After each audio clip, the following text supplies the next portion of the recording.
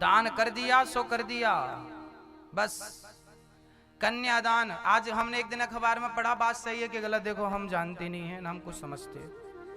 हमने तो एक दिन अखबार में पढ़ लिया, हमने पढ़ा कि आजकल घर में जितने भी रिश्ते टूट रहे हैं, आज जितने भी तलाक और डिवोर्स हो रहे हैं, इनमें अधिक गलती लड़की की मां की है। ऐसा हम नहीं कह रहे हैं, लड़की की मां के कारण आजकल लड़की का घर टूट जाता है। लड़की की मम्मी, बेटी खा लिया? हाँ खा लिया। क्या बनाया? अच्छा। सास ध्यान रखती कि नहीं, हाथ बटाती है कि नहीं काम धाम में? नहीं, पड़ी रहती है बुढ़िया। हाँ मम्मी आपने खा लिया? हाँ हाँ बेटा खा लिया। भाभी ख्याल रखती? कहाँ ख्याल रखती है, तेरी भाभी तो ऐसी है। हाँ और ठीक है मम्मी, हाँ ठीक है। 1 घंटा सवेरे 1 घंटा शाम। ये मम्मियां पता नहीं कैसी हो गई। कन्यादान कर दी है फिर भी नियत वही है, दिए हुए दान पर। अरे भाई बेटी को ससुराल भेज दिया जाए, उसके बाद पहले के जमाने में मां कहकर भेजती थी, बेटी आज से तेरी सास ही तेरी मां है, तेरा ससुर ही तेरा पिता है, तेरा पति ही तेरा भगवान है। ये शिक्षा दे करके माँ बेटी को ससुराल भेजती थी। और आजकल मोबाइल दे के भेजती है, सुन कुछ भी हो 3-5 हो फोन लगा देना, गुंडे भिजवाऊंगी। एक बार हम कथा सुनाने गए, एक सास हमारे पास आ गई, गुरुजी हमारी बहू नहीं आ रही है। हमने कहा क्यों? बोले रक्षाबंधन में घर गई थी, आ ही नहीं। हमने कहा तुमने लड़के भगा दिए? नहीं नहीं महाराज कहाँ लड़ेंगे, आती नहीं। मम्मी बोलती है कि हम नहीं भेजेंगे अपनी बिटिया को। अच्छा बच्चों को पता नहीं होता कि क्या सही है। शादी के ना 3-4 साल तक समझ में नहीं आता कि गृहस्थी चीज क्या है। रियल बोल रहा हूं, शादी के कम से कम 3 साल 4 साल तक तो समझ ही नहीं आता लड़की को और लड़के को, पति पत्नी को, कि गृहस्थी क्या होती है। पत्नी की बात पति को बुरी लगती है, पति की बात पत्नी, क्योंकि दोनों का खून गर्म होता है। अब इन्हें गाइड करने वाला कोई नहीं होता। मम्मी भी उल्टा गाइड करती, हाँ कुछ भी हो तो घर आ जाना। अरे भाई घर क्यों आ जाना, बेटी क्या कह रही है समझाओ उसे। गलत आपकी बेटी है तो उसे सही करो, उसे सही रास्ता बताओ। आपका दामाद गलत है तो उसे भी बोलो कि बेटा देखो ये गृहस्थी की गाड़ियां बड़ी नाजुक होती हैं। गाड़ी की ड्राइविंग सीट पे आप बैठेंगे ना तो 1-2 दिन तक वो हाथ नहीं लगती गाड़ी, उसको समझने में टाइम लग जाता है। जब गाड़ी 1-2 दिन समझने को मांगती है तो जिसके साथ जीवन गुजारना है उस रिश्ते को समझने को कम से कम 1-2 साल तो लगेंगे ना। और रिश्तों को समझे बिना आप लोग शादी होती है, तलाक की तैयारियां चालू हो जाती हैं। भाई इनको समझने की जरूरत पड़ती है।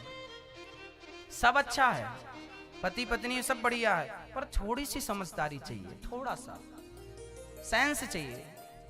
कम से कम 2 साल। एक तुलसी का पेड़ मैं इसको यहां से उठाता हूं, निकालता हूं, और दूसरी जगह पे यदि मैं तुलसी का पेड़ लगाऊंगा ना तो इसको सेट होने में कम से कम 5 दिन लग जाएंगे। इसके पत्ते पहले ऐसे हो जाएंगे, फिर 5-7 दिन बाद ये फिर खिल के आएगी सामने। वहां के वातावरण को ये एक्सेप्ट कर लेगी। सही बोल रहा हूं क्या?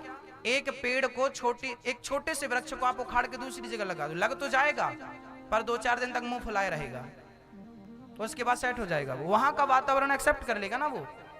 अरे लड़की भी वैसे ही होती है, शादी करके गई ससुराल, सब लोग नए हैं ससुराल में, सास ससुर सब नए हैं। ससुराल वालों को भी थोड़ा चाहिए कि अपनी बहू को थोड़ा सा मौका दें, अवसर दें। कई बार क्या होता है कि बहू के हाथ से गिलास फूट जाए ना तो अच्छा यही सीख के आई है।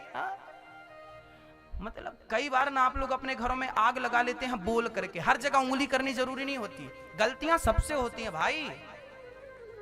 आपकी बेटी से गलती हो जाए तो बेटी की गलती छिप जाएगी, पर बहू से गलती हो जाए तो अखबार में छप जाएगी कि बहू ने गलती करी। ये दोहरा व्यवहार सब तरफ से है, ये क्लियर होना चाहिए। सास को भी अपनी बहू को बेटी के नजरिए से देखना है। और आप अपनी माँ, आप माँ हो ना बेटी की, तो आप भी जरा अपनी बेटी से दूरियां बना लो। कह दो कि बेटी तेरी ससुराल में तेरी बातें तू समझ, यदि बेटी को मायके की पावर मिल जाएगा ना तो भाग भाग के यहां आ जाएगी। मतलब जो से सीखना था। मैं अपनी बात बताता हूं, जब हम वृंदावन गए ना पढ़ने के लिए, मैं अपने से बताता हूं, मैं अपनी बातें करता हूं, ठाकुर जी के द्वारा मेरे को इतना अनुभव हो गया इन चीजों का, वही दास परोस रहा है। जब मैं वृंदावन गया तो वहां पर हम लोगों को ना 100-200 लोगों का इकट्ठा भोजन बनता है, तो कभी कभी रोटी कच्ची आ जाती थी। तो कुछ बच्चे ना हमसे, छोटे छोटे बच्चे जाते थे पढ़ने, तो वो रोया करते, मम्मी देखो यहाँ कच्ची रोटी मिल रही है। तो वो सारी रोटियों में कच्ची रोटी ढूंढा करते थे, पक्की है तो भी कच्ची ढूंढते थे, ताकि उसकी फोटो लेके मम्मी को भेजे कि देखो तुमने जहां भेजा ये खिला रहे हैं हमें, ताकि मम्मी पापा उसे बुला ले, क्योंकि पढ़ना बड़ा टफ होता है ना वहां। पोंछा भी लगाना है, बर्तन भी धुलना है, भोजन भी बना, हमारे गुरुकुल में सब कुछ करना पड़ा है हमें, झाड़ू लगाना, पोंछा लगाना, बर्तन धुलना, और जो भी कार्य है जो भी करना पड़ा सब कुछ किए। चलो ये दाल बनाओ, सब्जी बनाओ, आप यकीन नहीं मानेंगे, मैंने एक कुंटल आटा गूथा लगाया, 1 कुंटल 1 बोरा आटा लगाया है, और 1 बोरा 1 कुंटल आटे की एक बैठक में रोटी बेली और वे रोटी बनाई है। हमने अपने स्वयं ने बनाई है, हमारे संघ के विद्यार्थियों से किसी से आप पूछ सकते हैं। एक बैठक में हमने 1 बोरे की रोटी बेली है, और फास्ट, रोके नहीं, हंस के। 500 लोगों का 400 लोगों का भंडारे का अलग भोजन बना देते थे, हंस के काम किया है। शिकायत नहीं करी कि हमें गीली रोटी मिल रही है, सूखी रोटी मिल रही है, जो मिल रही है प्रसाद मिल रहा, खाओ और जीवन में आनंद। देखिए संघर्ष तो करना पड़ेगा आपको, चुनौतियां तो आएंगी ना, डर के भाग जाओ तो भाग जाओ। मेरी बहनों, आप शादियों के बाद भी यही स्थितियां होती हैं। कई बार आप ना ससुराल की अच्छाई छिपाकर बुराइयों को प्रकट करती हैं कि देखो हमारे साथ ये हो रहा है। अच्छाई बुराई हर जगह दुनिया में, आप कहीं भी चले जाओ अच्छाई बुराई होगी। एक्सेप्ट करिए ना, स्वीकार करिए, सुधार करिए, आप उसे अपनी मानिए कि ये आपकी जिम्मेदारी है, ये आपका काम है, ये आपका घर है, उसे ठीक करिए, आप खुद करिए, दूसरों से क्या कहना है। हाँ, हमें गौशाला में जाके गोबर भी उठाना पड़ता था, खेत में जाके कटाई भी करनी पड़ती थी, थ्रेसर में ये भी करना पड़ता, सारा काम करना पड़ता था। विद्या ऐसी नहीं मिल जाती, बस विद्या के लिए विनय जरूरी है, श्रद्धा जरूरी है। श्रद्धावान लभते ज्ञानम।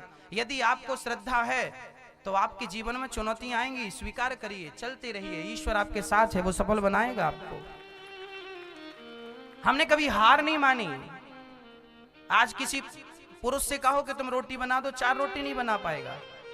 और आपको यकीन ना हो तो यहाँ जितने लोग बैठे हैं मैं सबको अपने हाथ से बना के खिला सकता हूँ, भोजन बना के खिला सकता हूँ, दाल चावल सब्जी रोटी जो आप कहें सब बना देंगे। चाय पीते नहीं पर चाय भी आपको बना सकते हैं, पिला सकते हैं, पिलाएंगे नहीं। बोलो राधे राधे। बस चुनौतियों को रोकर नहीं, हंसकर स्वीकार करो, हारिए मत, चलते रहिए, चलते रहिए, सफलता आपके पीछे होगी। तो ससुराल और मायका का जो मैं भाव रख रहा हूं वो आप लोग समझ रहे हैं। अपनी बेटी से प्रेम करना अच्छी बात है, पर आपका इतना प्रेम ना हो कि आपके प्रेम के कारण उसके घर पे आग लग जाए, है ना। हाल चाल पूछ लेना अच्छी बात है, 2-4 दिनों में ठीक ठाक चल रहा है, हाँ बेटी ठीक। जो समय लड़की अपने माँ को देती है वही समय सास को देने लगे ना, पति को देने लगे तो घर स्वर्ग बन जाए मेरी माँ, स्वर्ग बन जाए। एक लड़की ने हमसे कहा, गुरुजी माँ बाप यदि लड़की के खाते पे आ जाते तो वृद्धाश्रम बनाने की जरूरत नहीं पड़ती। हमने कहा बिल्कुल सही बात है, माँ बाप लड़कों के भरोसे हैं, इसलिए लड़के बेटा अपने माँ बाप को वृद्धाश्रम भेज देता है। यदि बेटी के भरोसे रहे माँ बाप तो बेटी कभी अपने माँ बाप को वृद्धाश्रम नहीं भेजेगी, है ना। आहा, आपकी तालियां उठ गई। है तो आपकी सास आपके खाते पे, काहे भेजती हो अपनी सास को वृद्धाश्रम। हम लोग गलत भाव गलत तरीके से समझते हैं, हमें लगता है कि हमारी माँ ही हमारी माँ है। अरे मेरी बहनों, मेरी माँ, आप अपनी सास को खुश रखोगी तो जहां भी आपकी माँ होगी उस माँ की भी तो कोई बहू होगी, और उस बहू के लिए भी तो ये बात है कि तुम अपनी सास को खुश रखो। यदि हर बहू भारत की अपनी सास को खुश रखने लगे तो हर माँ खुश हो जाएगी, आपकी माँ खुश हो जाएगी, आपकी माँ खुश रहेगी, उसे भी 2 रोटी और सम्मान प्रेम से प्राप्त होगा। इसलिए जो जहां है वहां ध्यान से रहे।